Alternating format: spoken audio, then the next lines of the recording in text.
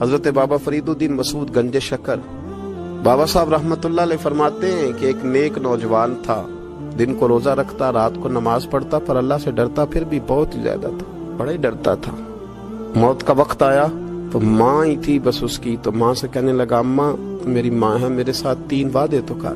اس نے کہا پتر تو بتا، آخری ہجکی لے رہا ہے اور اس غریبنی ماں سے تو وعدہ لے رہا ہے، بتا کیا وعدہ۔ عرض کرنے لگا اماں جب میں مر جاؤں نا تو میرے گلے میں رسی ڈال کے تو مجھے گھمانا گھر کے صحن میں، اور لوگوں کو کہنا جو رب کی نافرمانی کرے اس کا یہی حال ہوتا ہے۔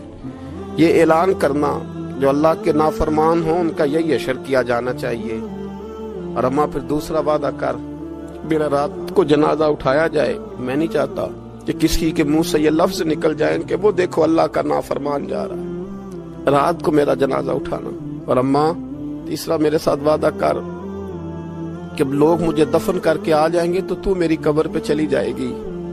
عمل میرے پاس کوئی نہیں، پر مجھے لگتا ہے ماں کے قدموں کی برکت سے عرش کا مالک بھی رحم فرمائے گا، اماں تو وعدہ کر۔ بابا صاحب رحمتullah علیہ فرمانے لگے کہ ماں بوڑھی ماں نے وعدہ کر لیا، کہا بیٹے ٹھیک ہے اگر تیری یہی ضد ہے تو میں تیار ہوں۔ پھر اس نے کلمہ شہادت پڑھا، اس نوجوان کی روح پرواز کر گئی۔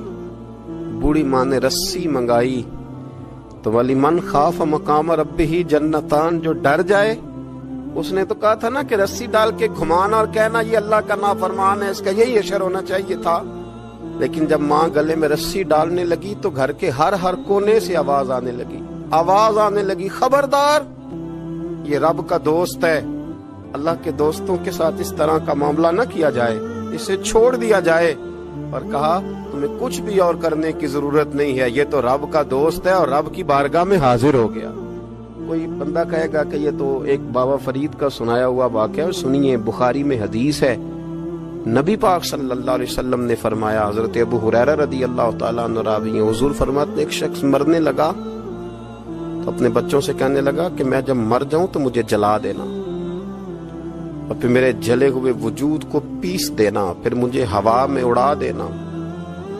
پتر مجھے اڑا دینا، مجھے بڑا ڈر لگتا ہے، اگر رب نے مجھ سے حساب پوچھا تو میں قابل نہیں ہوں، اڑا دینا مجھے ہواؤں میں، اگر اس نے مجھ سے حساب لیا تو بڑا سخت حساب لے گا۔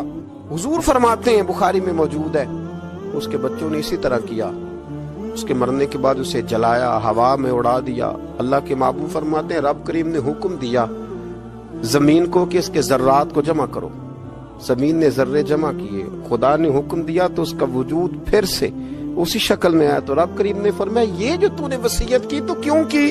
اللہ جانتا ہے کہ نہیں جانتا؟ یہ کی تو کیوں کی؟ تو وہ پڑا کہنے لگا اللہ میرے اندر تو طاقت نہیں تھی تیرے سامنے کھڑا ہو کے حساب دے سکوں، تجھے منانے کے لیے تیرے خوف سے ڈر گیا، میں ڈر گیا۔